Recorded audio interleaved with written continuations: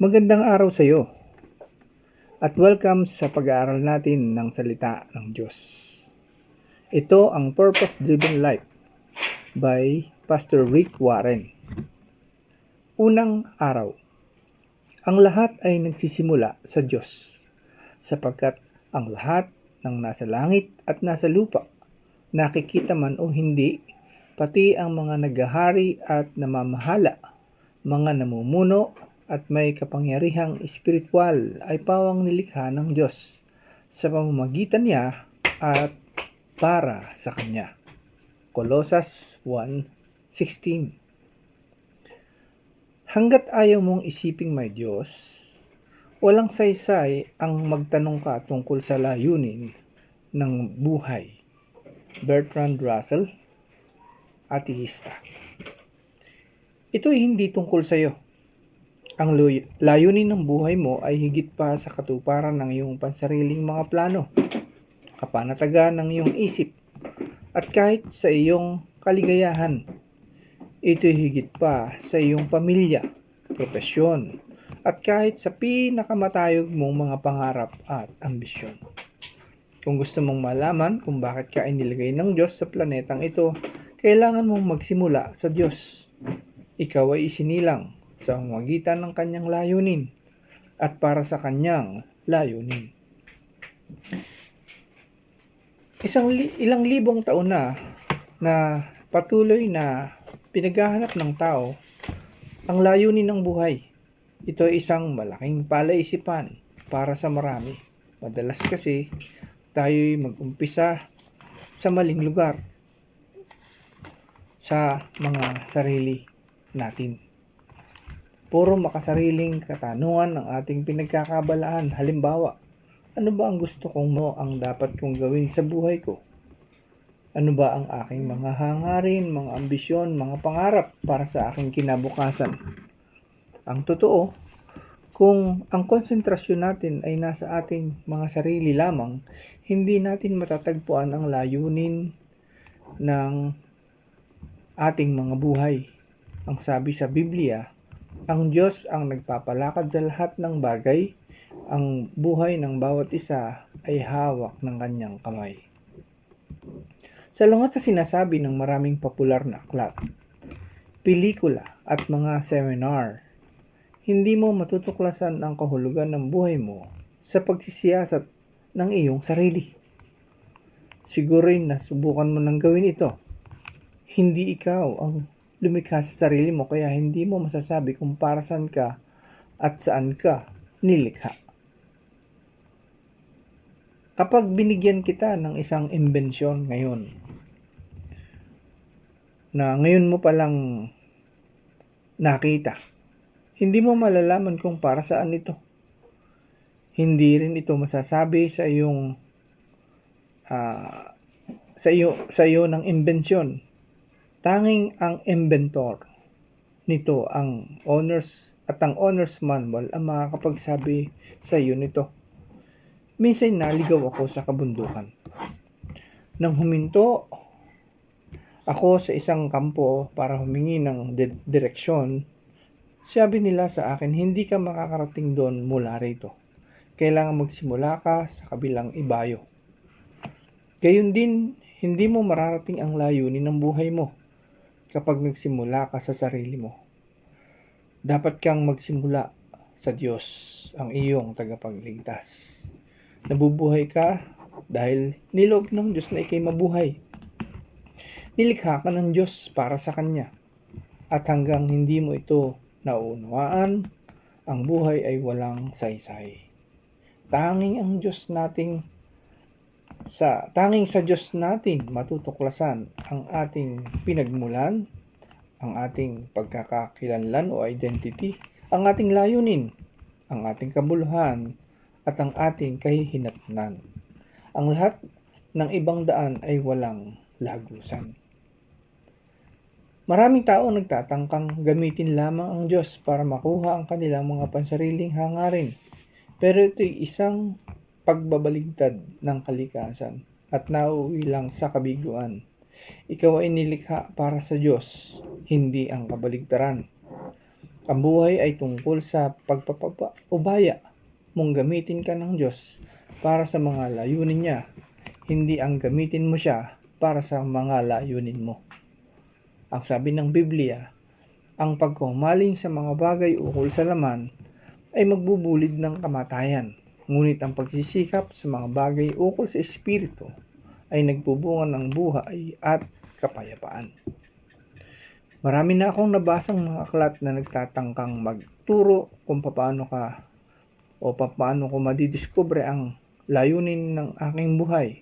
Ang mga ito ay tinatawag na self-help books dahil tinatalakay nila ang paksa mula sa isang makasarili o self-centered na pananaw. Ang mga self-help na aklat, kahit pa Kristiyano ang may akda, ay kadalasang pare-pareho lamang ang ibinibigay ng mga hakbang para mahanap mo ang layunin ng iyong buhay. Isaalang-alang ang iyong mga pangarap, liwanagin kung anong mahalaga sa iyo, itakda ang mga tungkulin o tunguhin o goals na gusto mong maabot. Alam mo kung saan ka manggagaling. Puntiryahin mo ang pinakamataas. Gawin mo. Maging disiplinado. Maniwala ka na maabot mo ang iyong mga hangarin. Magsama ng iba. Huwag kang susuko. Oo. Dahil sa mga rekomendasyong ito, marami ang talagang nagtatagumpay. Kung magsisikap ka, makakamtan mo nga naman ang iyong mga hangarin. Subalit ang pagiging matagumpay at ang pagtupad sa layunin ng iyong buhay ay hindi magkapareho. Maaari mong marating ang lahat ng mga personal mong hangarin o kaya ay maging matagumpay batay sa pamantayan ng mundo. Pero hindi mo pa rin maisasakatuparan ang layunin ng Diyos para sa iyo. Higit pa sa payo ng mga self-help ang kailangan mo. Ang sabi ng Biblia, ang naghahangad na magligtas ng kanyang buhay ay siyang mawawala nito. Ngunit ang nag-aalay ng kanyang buhay alang-alang sa akin ay siyang magkakamit noon. Hindi ito isang self-help na aklat. Hindi ito tungkol sa paghahanap ng tamang propesyon o mga paraan ng pag-abot ng iyong mga pangarap o kaya ay pagpaplano ng iyong buhay. Hindi ito tungkol sa kung paano maisasaksak ang dagdag pang mga gawain sa schedule mong punong-puno na. Ang totoo, ituturo nito sa iyo kung paano mo bawasan ang mga aktibidad mo sa buhay sa pamamagitan ng pagtutok sa kung ano lamang ang tunay na mahalaga. Ito ay tungkol sa kung paano mapapasayo ang katauhang niloob ng Diyos para sa iyo.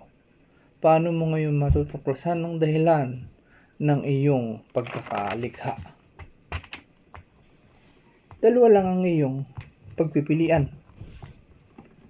Ang una ay espekulasyon. Ito ang ginagawa ng karamihan. Sila ay nagbabaka sakali, nanguhula, nagkukuro-kuro. Kapag sinabi ng isang tao, matagal na akong naniniwalang ang buhay ay bla bla bla. Ang sabi nila, ang ibig niya sabihin talaga ay nanguhula lang ako. At ito na ang pinakamagandang paliwanag na naisip ko.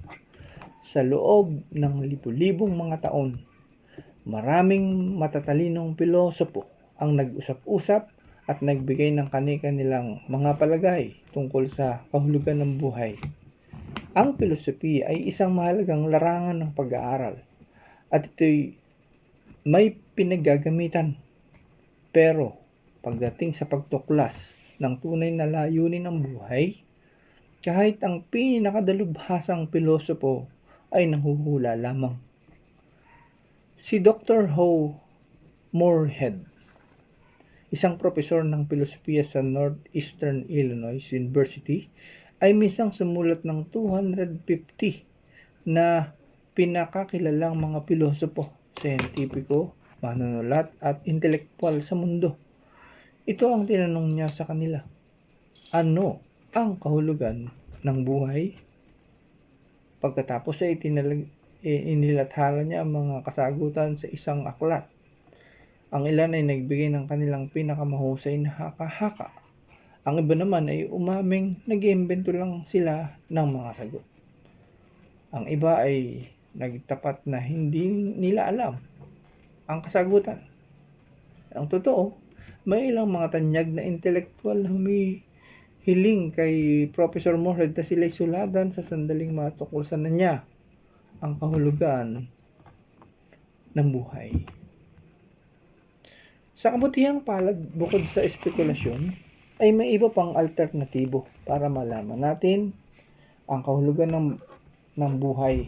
Ito ay ang paghahayag o kapahayagan o revelasyon.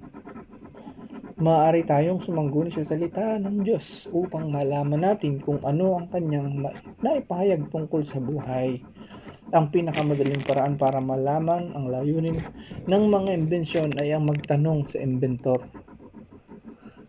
Gayon din sa pagtuklas ng layunin ng iyong buhay, itanong mo sa Diyos.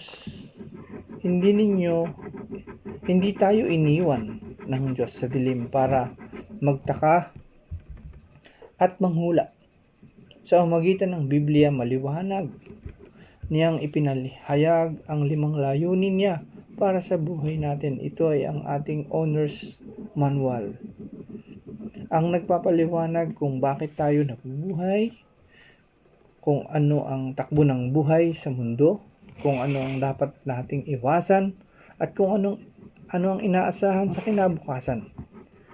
Ipinaliliwanag nito ang hindi kayang ipaliwanag ng mga aklat na self-help o kaya ang filosofiya.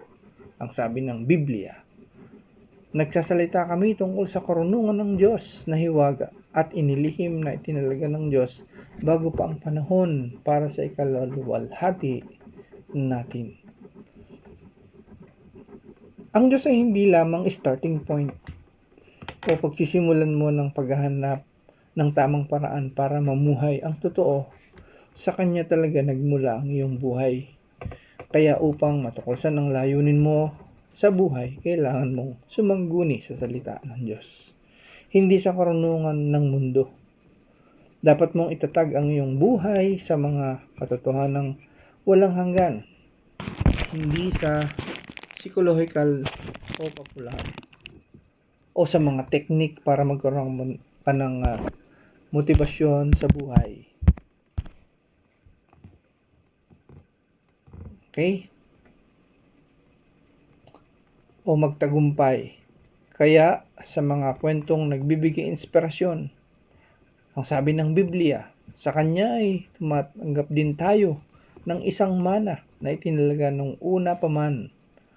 Ayon sa layunin niya na gumagawa sa lahat ng mga bagay ayon sa Kanyang pasya at kalooban. Ang talatang ito ay nagbibigay sa atin ng 3 mahalagang prinsipyo tungkol sa ating layunin sa buhay. Una, matutuklasan mo kung sino ka at kung ano ang layunin mo sa pamamagitan ng pagkakaroon ng relasyon kay Hesukristo. Kung ikaw ay walang ganitong kaugnayan, ipaliliwanag ko sa mga susunod na pahina kung paano mo ito masisimulan. Pangalawa, bago mo pa naisip ang Diyos, matagal ka na niyang iniisip. Bago ka pa mabuo sa sinapupunan ng iyong ina ay may layunin na siya sa iyo para sa iyong buhay. Nagawa na niya ang plano niya para sa iyo na wala ka man lang naiambag. Pwede kang pumili ng propesyon, asawa, libingan, at marami pa mga bagay sa mundo mo o sa buhay mo, pero hindi mo mapipili ang layunin ng buhay mo. At ang pangatlo, ang layunin ng buhay ay bahagi ng isang mas malaking pansansinukob na layuning itinalaga ng Diyos para sa kawalang hanggan o eternity. Si Andrei Bitov, isang nobelistang Ruso, ay lumaki sa isang komunistang rehimen at hindi naniniwalang may Diyos. Ngunit sa isang makulimlim na araw nakuha ng Diyos ang kanyang pansin. Kwento ni Andrei. Sa ika-27 taon habang nakasakay sa metro o tren ng Leningrad, ngayon ay Petersburg, Ako ay inabutan ng labis na kawalang pag-asa. Sa sobrang bigat ng paramdam ko'y parang biglang huminto ang buhay. Ang lahat ng bagay, pati ang kinabukasan ay nawala ng kabuluhan. Walang ano-ano'y biglang lumitaw sa aking isipan ng isang idea. Kung walang Diyos, ang buhay ay walang saysay. Ako ay manghang-mangha dahil inulit-ulit ko ito.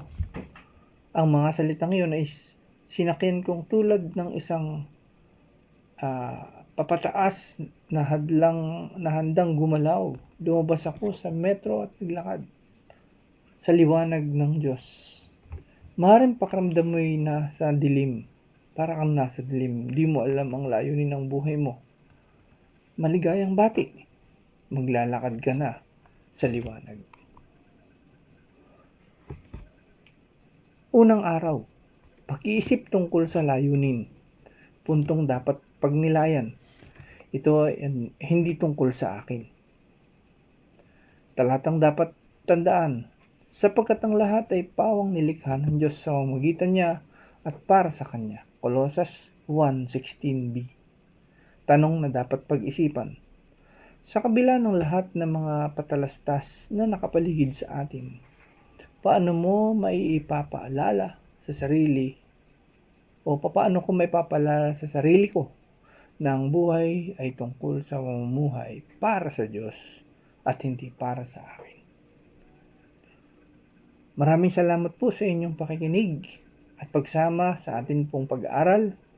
Dito po nagtatapos ang ating unang kabanata. At ito po ay pinamagatang ang lahat ay nagsisimula sa Diyos. Magkita-kita po tayo sa susunod na pag-aaral. Ang susunod po na pag-aaral natin ay hindi kay isang pagkakataon lamang o hindi kay isang aksidente. Salamat po and God bless.